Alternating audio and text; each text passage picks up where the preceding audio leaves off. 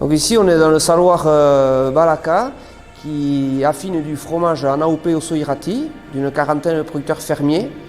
Et ainsi on va pouvoir découvrir les différentes typicités et diversités de l'AOP Osso-Iraty.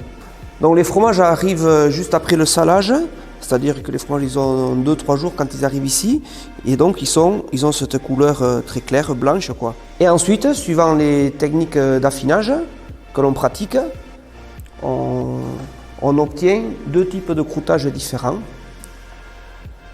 Soit on laisse pousser les mucors, différentes moisissures, on obtient des couleurs comme ça, un peu grisonnantes, ou au final, une fois frotté, voilà, un joli gris marron. Ça, on est là sur la typicité basque. Et à l'opposé, avec d'autres types de soins, c'est-à-dire à l'eau salée, fréquemment, c'est-à-dire 2-3 fois par semaine, on frotte ces mêmes fromages qui étaient blancs au départ, en les frottant plus souvent, et avec de l'eau salée, on obtient une croûte très différente, orangée. Et là, on est sur la typicité béarnaise. Et du coup, en fait, dans l'appellation Osso-Iraty, il y a également des fromages fabriqués en laiterie, en fromagerie, avec du lait de mélange de différents producteurs. Et là où on voit bien la différence, c'est dans les poinçons.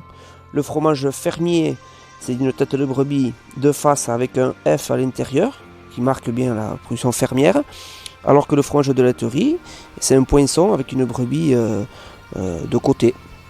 On devine la corne, l'œil, mais c'est vrai qu'on a en AOP Osso-Iraty des fromages qui font plutôt 2 kg de ce format-là et des fromages qui font plutôt entre 4 et 5 kg.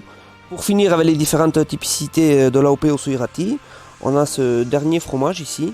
C'est un fromage, donc, comme vous voyez, on retrouve la tête fermière, mais en plus avec le poinçon de la fabrication en estive, c'est-à-dire à la montagne, sur les mois de mai, juin, juillet. Dans le commerce, on peut également identifier les fromages AOP Osso-Iraty par l'étiquette qui est posée dessus sur les fromages entiers. Et elles ont ces étiquettes en commun d'avoir un bandeau rouge avec le poinçon laitier pour les fromages laitiers et le poinçon fermier pour les fromages fermiers. Et également la mention, le poinçon à appellation d'origine protégée.